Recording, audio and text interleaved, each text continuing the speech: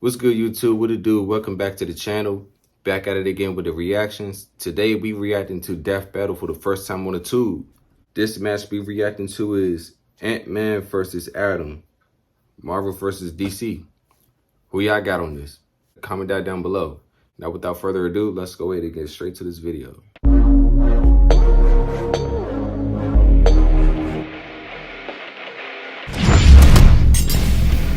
Ant-Man, Marvel's founding member of the Avengers. The Atom, DC's legendary Mighty Might. Good things come in small packages. The bigger they are, the harder they fall. I ain't gonna hold you. My first time seeing Atom was on this game called DC Universe online, right? Yeah, that's what it is. That's my first time seeing him on that joint. I never really knew what he can do. I didn't know what he could do until Injustice 2 came out. You know, I didn't really know too much about him like that. But yeah, he can pretty much do the same thing as Ant-Man. It makes sense why they fighting. Because they both can go small and big, and you know what I'm saying? Pause. For you weird niggas out there, for you immature niggas out there, pause. You know what I'm saying? But I'm not really a fan of none of them. I just know about them.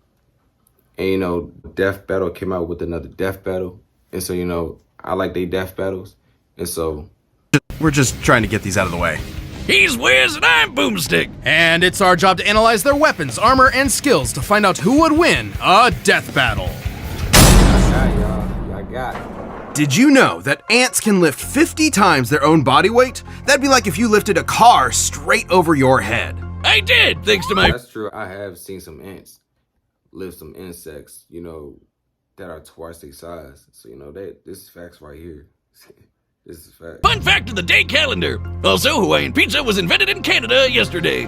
Well, I bet your calendar didn't tell you that Dr. Henry Pym, aka Hank, was considered a genius at a very early age. By 3 years old, doctors declared that he was smarter than both his parents combined. He eventually majored in biochemistry and became one of the most successful scientists in his field. He had big ideas about shrinking the size of cargo to reduce shipping costs. Logistics. All of which made him a laughingstock in the scientific community and sparked a long-lasting insecurity and need to prove himself. But he did it! He developed a working serum!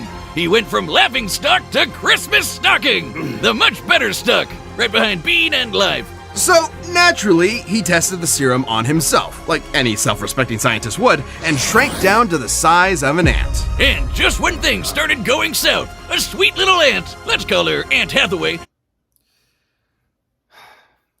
Just imagine being smaller than an insect that you're scared of. Like, just imagine a big ass tarantula and you shrink like how he did. May God be with you, man. Hey, that's not good. That's not good.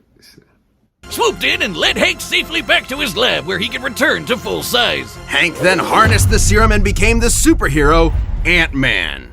Along with his new identity came a fascination in entomology, which makes total sense. Ants are fascinating.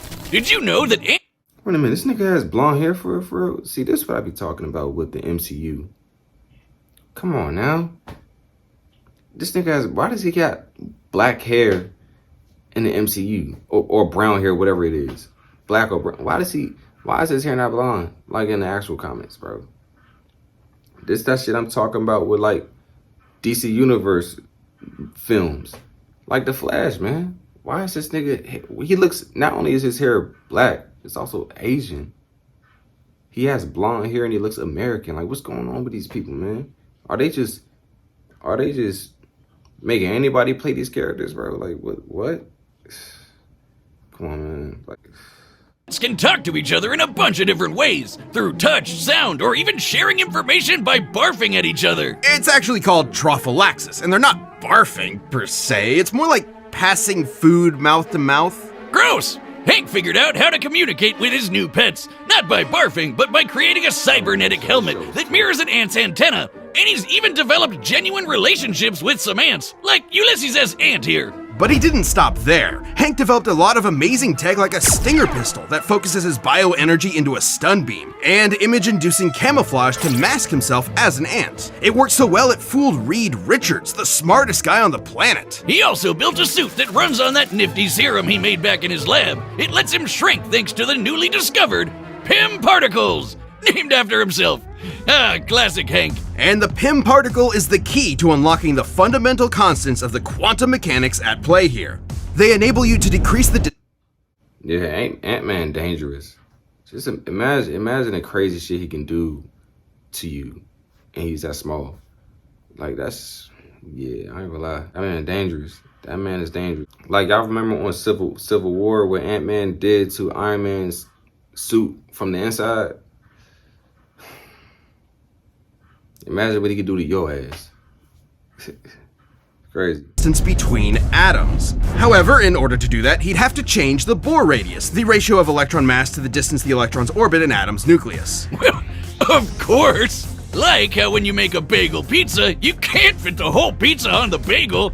Believe me, I've tried. It's too small. You just gotta put less on. Sure, Boomstick. So the Pym particles are actually displacing mass to an alternate dimension in order to maintain that ratio. Oh, it's like having a second bagel to put the rest of your pizza on. I get it. But if that were true, he shouldn't be able to punch with full-size strength if he has less mass. And he's definitely lighter, because otherwise he'd crush the sweet ants he rides, like Vincent Van Gogh here. His mass is being replaced with massless neutrinos, but that doesn't adequately explain how he can have less mass and seemingly more mass at the same time. Sure it does, Wiz. Trust Pym and his particles. Look at the guy. He's explaining the whole thing while wearing a lab coat. What's more trustworthy than that? You're the exception. You think you understand this? Oh, of course. He's small but strong. You said something about a four, so I guess you wanted ham on that pizza, but I already made the pizza. Will you take that coat off? Like, No. what is that? Oh. Regardless, there is virtually no limit to Hank's ability to shrink.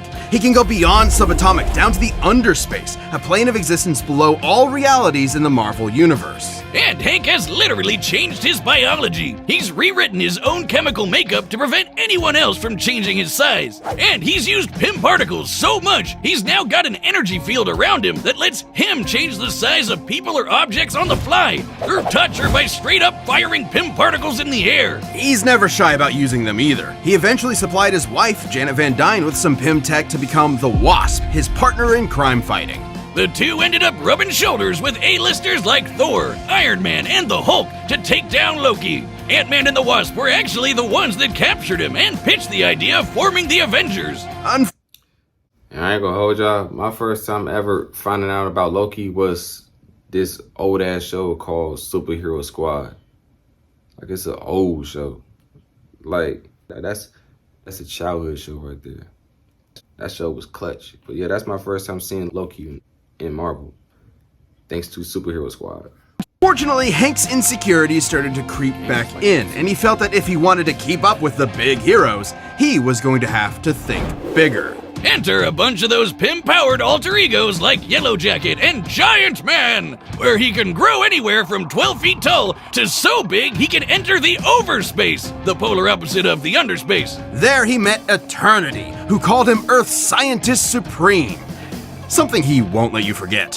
Hank pushed himself to these insane heights even though he knew the strain on his body could be fatal. But he simply didn't care and kept pushing himself. Thus, his greatest and worst creation was born, Ultron. Yep, all the Tin Man Tron was created by Hank, not Tony like the movies. But the mass murder butt thing turned out pretty much the same. Big swing and a miss there. The fallout from Ultron left Hank in a bad place, to say the least. His guilt made him feel like an utter failure, and that his best work was behind him. This led Hank to do unspeakable things. A real low-life move. And even though poor mental health doesn't excuse this behavior, it was clear that Hank needed help. He suffered multiple mental breakdowns, endured the physical toll of the Pym particles, and had bipolar disorder that went undiagnosed for years. So Hank finally did the best thing he could. He acknowledged his problems, got the help he needed, and committed to self-improvement. And with that help, Hank slowly started making things right. He rebuilt the West Coast Avengers, gave Scott Lang his blessing to become the second Ant-Man, and finally defeated Ultron. He created a backdoor Trojan infiltration code to defeat Ultron that was so advanced it went on to replicate and evolve all on its own to create a new species made up of artificial intelligence. They don't call him the god of modern AI for nothing. Hank has showed over and over again that he's an integral part of the Marvel Universe. Not just by ways of his scientific contributions or victories in battle, but by proving that heroes come in all shapes and sizes. Ray Palmer was born your average human-sized person. He grew up in the Northeast, studied physics at Ivy University, and did everything Mama and Papa Palmer told him to do. Probably. Everything was pretty typical for Ray until one fateful night when he took a walk to take his mind off a frustrating experiment and saw a meteor fall from the sky. He ran off to the crash and found himself a life-changing piece of a white dwarf star, and immediately started messing around with it. Who wouldn't? He discovered that he could focus ultraviolet rays through it and shrink inanimate objects. There was just one problem. When he shrunk things, they exploded. Every time. I do not see the problem. Sounds like he found a foolproof way of blowing stuff up. Case closed. Ray was determined to figure out how to shrink objects without blowing them up. But first, he went on a hike with his nature club. And as a fellow scientist, I have to question his priorities. But hey, it seems to work for him. I support it. Different hikes for different mics, am I right? While in a cave, the ceiling suddenly collapsed, trapping everyone inside. After searching high and low for another exit, Ray found a small opening and had an idea. He could try to shrink himself down and get help, even if it meant he might explode before he got the chance. But he didn't explode. I hope this story has a happy ending at least. Perplexed, Ray determined there must have been something special about him that made him uniquely immune to the explosive fate. Something super scientifically convenient that we never get any more information on. So he got to work and created himself a suit to harness the power of the white dwarf star and became the Atom!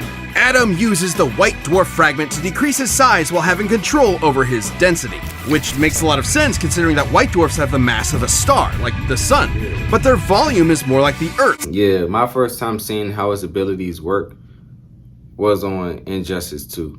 Like I said, I don't know too much about him. I just seen him on the games. I haven't really seen him in the comics before until this time. Making them among the densest objects in space. Just a teaspoon of the stuff could weigh up to 100 tons. That's one strong spoon. When Atom shrinks and shifts his weight, he's actually sending his extra mass to a dimension called the Mass Zone. Where, Atom could maybe live forever.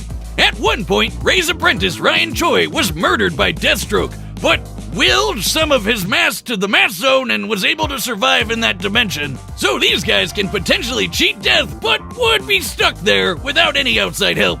But from one scientist to another, what's most impressive is Ray's creation of the Bio Belt. That's what allows Atom to use the power of the white dwarf and shrink while maintaining any weight, from immaterial to his full 180 pounds. There's even been times where it's stated that he was able to become almost as dense as a white dwarf star itself for a few seconds. The belt is also how he can travel through phone lines or through the air, on currents or light beams. Over time, Ray has spread out the white dwarf power to other parts of his suit, and now the Bio Belt acts as a utility belt for his shrunken weapons and tech. It also prevents his size or mass from being altered by any outside forces. And while he can only increase his size back to his natural 6 feet in height, his ability to shrink is near limitless. He can travel between subatomic space to the microverse, the foundation of all reality in the DC universe, where atoms become the size of planets. Typically, he can increase back to his normal size with such force he can smash through diamonds. So if Atom increases his size too much while still within the microverse, he could blow up the entire fabric of reality from the inside out. Shrinking down to that size means that he can shrink small enough to rearrange atoms themselves. Yep, Ray can take individual molecules and rapidly expand them to cook up a small nuclear blast in the palm of his hand. Oh, Ray Palmer. I just got that. He also once disarmed a bomb by rearranging its atoms. At that size, he can move at the velocity of light. So fast and so randomly, he basically acted as a barrier between any and all possible atom combinations. But come on, there's no scientific explanation here for him to have superhuman senses or awareness to comprehend being everywhere at the same time. It makes total sense. If you're small enough, you can fit in almost everything, everywhere, all at once. Like how you can fit an entire pizza into a calzone, and then you have a whole pizza everywhere inside the calzone. Man, I get it. Science is pizza.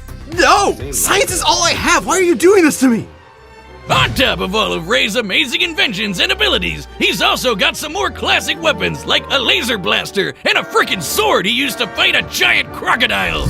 Relative to his size. That was when Ray was believed to be dead, but was actually just stuck at 6 inches tall and stranded in the Amazon rainforest, where he encountered an alien race known as the Catarthans. And get this, he ended up leading a rebellion against their tyrant king and became the ruler of all the Kardashians. And his heroism didn't stop there. The Atom was a very well-respected hero, and was even asked to join the Justice League of America shortly after it was formed. He fought alongside Batman and his best bud, Hawkman. And you don't fight with those guys without picking up a thing or two. Impressive combat skills aside, Atom's greatest contribution to the legendary team was always his incredible mind. He once created kryptonite inside of Superman by realizing that if he gathered up enough Kryptonian protons, they would eventually become radioactive. While stranded in limbo, Atom realized that if the Flash sped up the rate of a nuclear reaction's stellar evolution to exhaust its core, they could turn a fire demon into a black hole and use it as a wormhole to get back to Earth. He's a brilliant, hard-working, and determined scientist that never stops working on a problem until he's found a solution. I mean, if I figured out how to blow stuff up as well as he did, I would have stopped right there. I'm the hero that blows stuff up. Wouldn't even need to change my name. Ray Palmer lived the dream, going from research scientist to legendary superhero. He picked up the pieces presented to him and built something greater than the sum of its parts. Who knew this tiny titan with massive brains would have just as much brawn to back it up? Alright, the combatants are set, and we've run the data through all possibilities. It's time for a death battle! I'm not a fan of none of them, so I'm gonna just go with who I know more. I'm gonna go with him. If he wins, that's what's up. You should pick on someone your own size, relatively speaking. How did you do this? It's laced with a particle I've never seen before. They're called Pym particles, and I'm Hank Pym, Scientist Supreme. You should have knocked.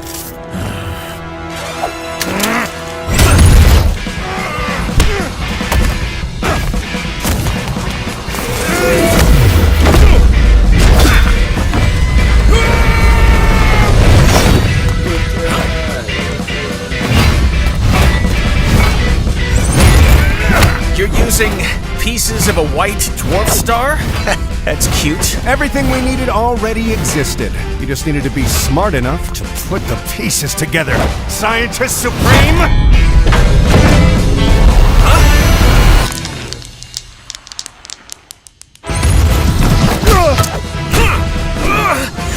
Did you know that at any given moment, there are about 2.5 million ants under your feet? I mean, that makes sense, but why are you bringing that up right now?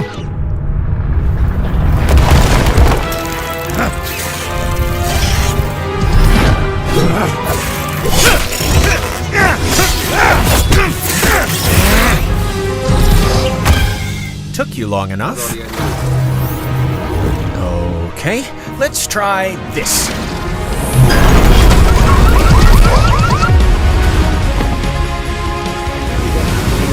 I'll hack his belt. You lay low and let me know what you find. Huh? Nice try.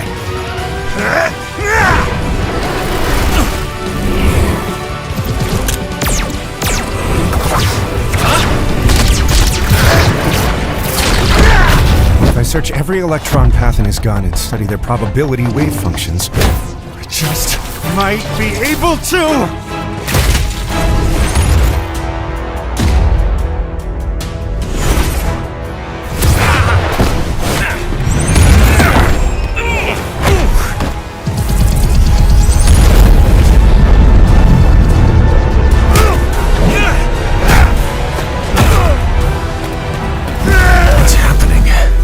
Must be reaching his limit. If we don't get out of here quick, he's gonna destroy all of reality.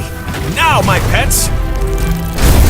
You have your tricks and your tools, but I created something beyond the limits of human existence. I operate on a scale you can't even comprehend.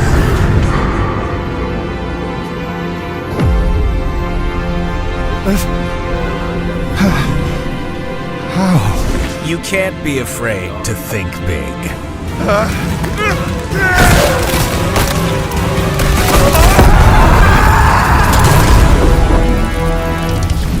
Hey. KO! Ant-Man and Atom both had many answers to each other's abilities and arsenals. Both were able to store various weapons at a shrunken state, both were trained in judo, and they both could obviously keep up with each other's ability to shrink at will. Though there was one small thing Adam couldn't answer to: the ants! Hank's bond with his pets lent him some small advantages, and Ray just didn't have enough anti-ant tools in his bio belt. But in Adam's defense, the fact that he could punch with a fist packed with all of his mass meant that a close-up fight, while small, would leave Hank with few options since he can only punch with his normal human strength. Even still, all Ant-Man would need to do is keep his dissed ants with the help of his insect confidants and devise another plan of ant-tack, something Hank has no shortage of. For instance, Ant-Man could alter Adam's size thanks to the Pym particle field he generates. Hank would just need to stall long enough to remove or disable Adam's biobelt, and he's had no trouble hacking enemy tech in the past. But even with the bio belt busted, it wouldn't stop Adam's ability to shrink, since the white dwarf power is contained throughout his suit. Destroying the belt only meant that Ant-Man could alter Adam's size. Whereas Hank has literally rewritten his own biology to prevent outside size alteration. And while Adam's abilities are definitely impressive, they are limited, and Ant-Man simply aren't, at least by comparison. Hank could always match Ray's size or just take the fight to the overspace where he would have the edge, both physically and mentally. The overspace can mess with the human mind, but we've seen that Hank can handle it. But if the Scientist Supreme is really so smart, why didn't he just immediately go up Adam's butt and blow him up from the inside? What's wrong with you, Wiz? Aren't you a fellow man of science? This is the meanest thing you've ever done to me. Adam sized up Ant-Man, but in the end, he was the one who had to say, Uncle. Tighten up. The winner is Ant-Man. Hey, he won. I went for him. Thanks for watching. Stay tuned. We have a new Death Battle releasing every 2 weeks this year. And click the join button to get new perks and extra content. Planet level members even see Death Battles before anyone else, so don't miss out.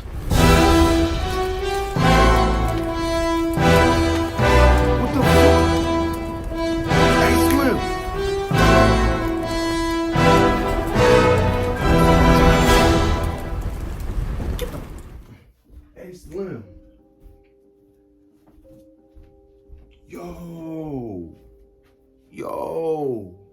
Yo, that is my game. That is my top 3 favorite games of all time. The Dragonborn is fighting. Yo, I'm rooting for my man Dragonborn. I gotta react to this. Man, look, I'm gonna be mad if I don't get to react to this. I got to. It's the GOAT right here.